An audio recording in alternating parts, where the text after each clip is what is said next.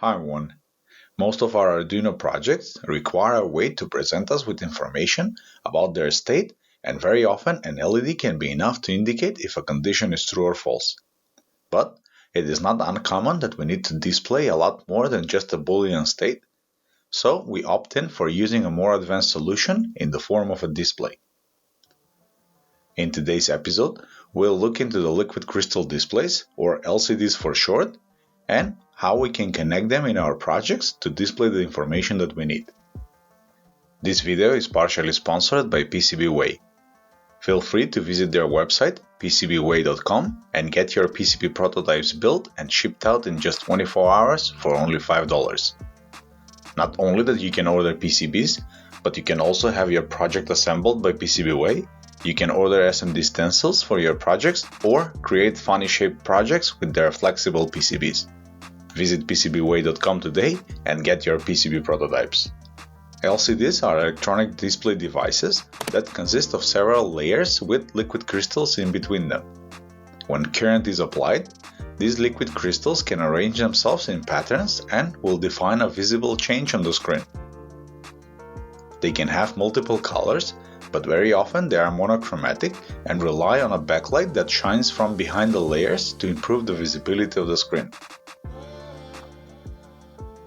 In Arduino projects, it is most common to use a so-called character LCDs, where the main purpose of the display is to show some textual data.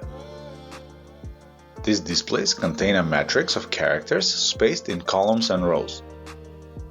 Two of the most common LCDs for use with Arduino are the 16x2 and 20x4 displays. The first number in these displays defines the number of characters they can show in a single row, and the second number indicates the number of rows that display has. Both of these displays are connected in the same way with a parallel connection, and they have a total of 16 pins. To communicate with the display, we need to connect at least 6 pins from the Arduino in order to show data to it, and this is a problem on more complex projects when pin availability comes at a premium.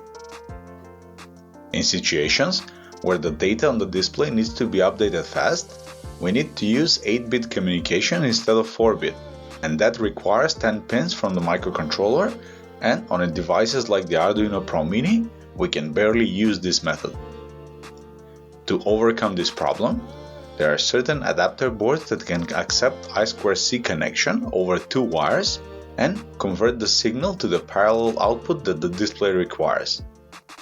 These boards are usually based on the PCF8574 I/O expander chip and can either be soldered directly to the display, or you can connect them through pin headers, as in my case.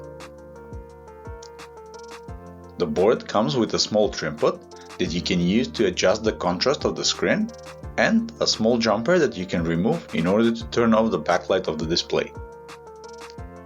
The board is inexpensive and definitely recommended for any projects requiring an LCD.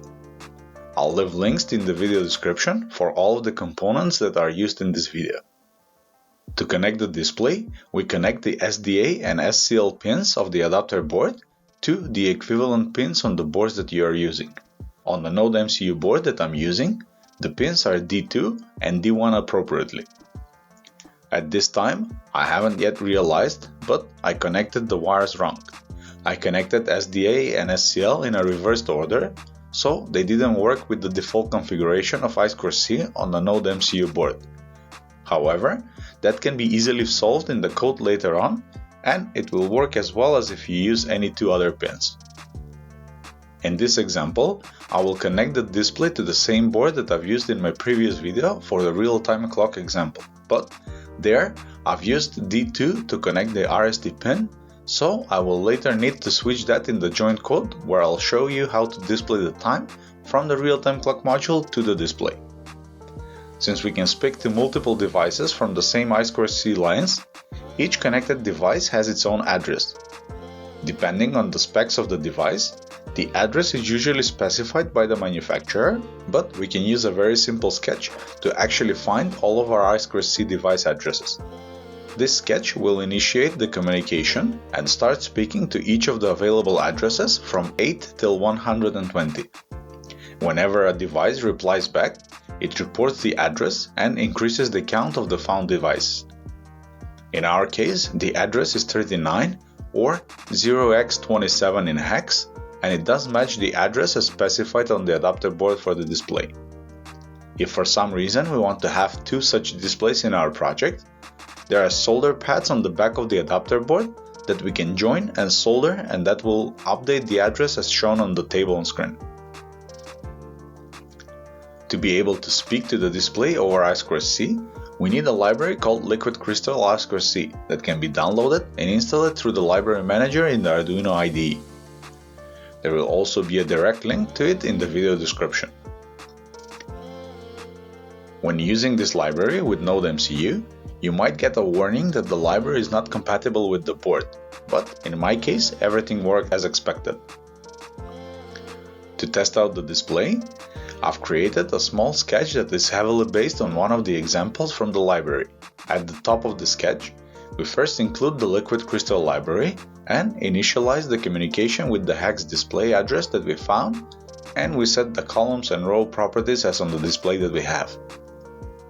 Now, in the setup function, we first need to correct the error that we did in connecting the SDA and SCL lines with the wire.begin comment. If we haven't changed the default I2C lines, we would not have to specify the pins that we use, but this is easy enough and a lot more intuitive to know exactly what happens. After the wire communication is initiated, we can initialize the display by calling its init function. A trick that we can use here is to call the init twice, as that will make sure to clear out any previous characters from the display. Next, we need to turn on the backlight of the screen, and we can then start to set the content of the 4 character rows individually with the set cursor and print commands of the library. The set cursor command accepts 2 parameters. The first one is the index of the position in the row where we want the first character to show up, and the second one is the index of the row that we want to write to. Once the content is set, the display will keep that state until a new command is received, so in this example we don't need to do anything else in the loop part of the Arduino code, and the screen will have the text shown until the power is cut from it. With the basic example out of the way, I've now created a more advanced sketch where I've implemented both the code for working with the DS1302 real-time clock module and the 20x4 LCD. You can check my previous video for more details on the real-time clock. Here, in this example, we retrieve the time from the real-time clock, and instead of just displaying that time in the serial monitor, I now print it to the first row of the LCD, and it gets updated each second.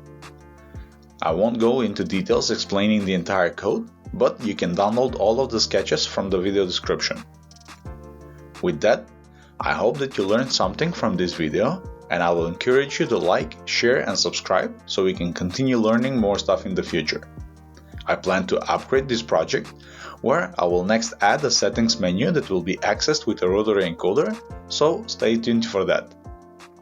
Cheers, and thanks for watching.